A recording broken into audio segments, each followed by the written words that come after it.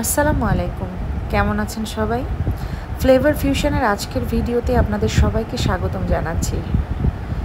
আজকে কি রান্না করছি দেখে বলুন তো, কেউ বলতে পারবেন? এটা হচ্ছে আমাদের উত্তরবঙ্গের খুব পরিচিত একটা খাবার। খাবারটার নাম হচ্ছে আলু ঘাটি। আমাদের দেশের বাড়িতে বা উত্তরাঞ্চলে এটা হচ্ছে মাছ দিয়ে খায়, কিন্তু আমি আজকে ডিম দিয়ে রান্না করে দেখাচ্ছি। তো প্রথমেই আমি কিছুটা পরিমাণ তেল দিয়ে এখানে পেঁয়াজ মরিচ ভেজে নিচ্ছি তরকারিটা রান্না করার জন্য। পেঁয়াজটা একটু ভালো করে ভেজে নেব, এরপর আমি একটু কালো জিরা অ্যাড করে দিচ্ছি।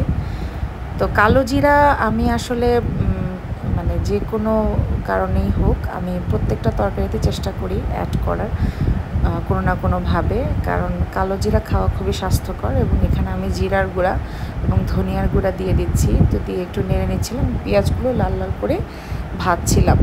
তো এখানে আমি কিছুটা পরিমাণ পানি দিয়ে দিলাম যাতে করে মশলাটা না পড়ে।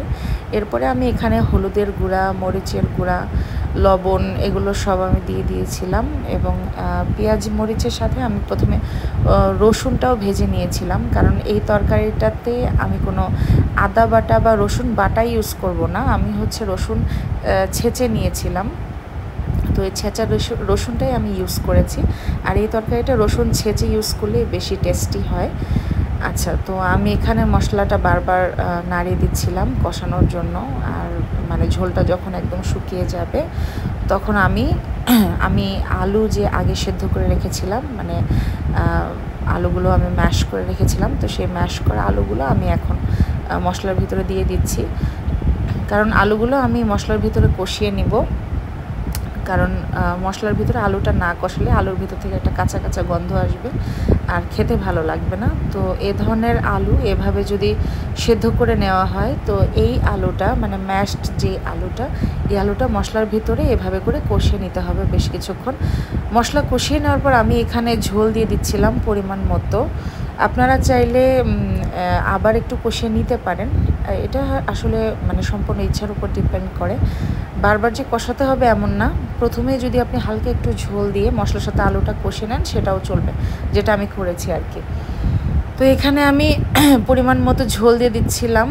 আর ঝোলটা বলক ওঠার পর তারপর আমি ডিমগুলো মানে সেদ্ধ ডিমগুলো দিয়ে দিব। আর এই তরকারিটা রান্না করার ক্ষেত্রে আমার মনে হয় যে ডিমগুলো লাল লাল করে ভেজে নেওয়ার কোনো প্রয়োজন নেই। আপনি সেদ্ধ ডিমই সুন্দর করে যদি আপনি কেটে কেটে দেন তাহলে ঝোলটা ভিতরে ঢুকে যাবে। আর সিদ্ধ ডিম দিয়ে মানে ভাজা ছাড়া সিদ্ধ ডিম দিয়ে এই তরকারিটা রান্না করলে বেশি মজা হয় আর খেতেও আসলে খুব ভালো লাগে। আর আমি তো পার্সোনালি ডিমের সাদা অংশটা খুব একটা বেশি পছন্দ করি না, আমার ডিমের কুসুম ভালো লাগে।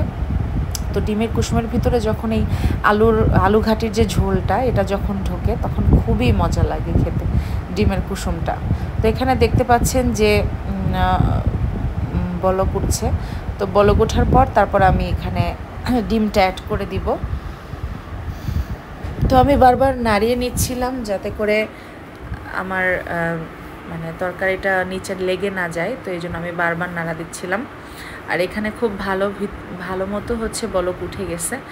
তো বলক উঠে যাওয়ার পর এখানে আমি ডিমটা দিয়ে দেব একটু পরেই। এই যে দেখেন আমি সিদ্ধ করা এবং সাইডে কাটা ডিমগুলো আমি দিয়ে দিলাম যাতে করে ঝোল ভিতরে ভালো মতো প্রবেশ করতে পারে। আর ডিমটা দেওয়ার পর আমি সুন্দর করে তরকারিটা নেড়ে নেব। আর এই তরকারিটা আপনাকে একটু পরপর আসলে নেড়ে নিতে হবে, কারণ নিচে যদি আলু লেগে যায় তাহলে তরকারির টেস্টটা একদম খারাপ হয়ে যাবে, তখন আর তরকারিটা খেতে একদমই ভালো লাগবে না।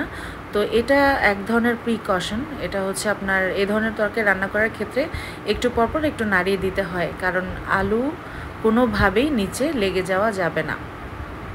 আচ্ছা, এই তো দেখতে পাচ্ছেন এখানে আরও ভালো মতো বলক উঠে গেছে। তো পাশেই আমি আরেকটা চুলায় আমি একটু জিরা ভেজে নিচ্ছিলাম তেলের ভিতরে, কারণ এই তরকারিটা যখন হয়ে যাবে বা হওয়ার মুহূর্তে তখন কিছুক্ষণ আগে যদি আপনি জিরা ফোড়ন ওপরে দিয়ে দেন তাহলে খুব মজা হয়। মানে ডালে যেভাবে জিরা ফোড়নটা দেয় আমার মনে হয় এ ধরনের তরকারিতেও আপনি যদি জিরা ফোড়নটা দেন তাহলে তরকারিটা খেতে আরও বেশি টেস্টি হবে। তো জিরা ফোড়ন কিছুক্ষণ আগে দিতে হবে, মানে হয়ে যাওয়ার কিছুক্ষণ আগে, যাতে করে জিরাটাও ভালো মতো এই ঝোলের সাথে ভালো মতো মিশে যায় এবং তরকারিটা খেতে আরও বেশি টেস্টি হয়। তো এখানে আমি আবারও বারবার নাড়িয়ে দিচ্ছিলাম, নাড়ছিলাম। আমার তরকারিটা আসলে হয়ে গেছে। তো দেখতেই পাচ্ছেন কত সুন্দর একটা কালার এসেছে। তো আপনারা কে কে আমাদের উত্তরবঙ্গের এই ডিম দিয়ে দেশীয় স্টাইলে বা গ্রামীণ স্টাইলে যে আলু ঘাটিটা পছন্দ করেন, কে কে পছন্দ করেন সবাই আমাকে কমেন্ট করে জানান। এবং হয়ে যাওয়ার তরকারিটা একদম হয়ে যাওয়ার কিছুক্ষণ আগে আমি কিছু কাঁচামরিচ অ্যাড করছিলাম ফ্লেভারের জন্য। তো কাঁচামরিচটা অ্যাড করলে দেখতেও খুব ভালো লাগে এবং ফ্লেভারটাও খুব ভালো আসে। হ্যাঁ, তো দেখেন কেমন লাগছে দেখতে, খুবই সুন্দর লাগছে, তাই না? এই তো হচ্ছে আমার ডিম দিয়ে আলু ঘাটির ফাইনাল লুক। তো আপনারা সবাই কমেন্ট করে জানান যে তরকারিটা কেমন হলো।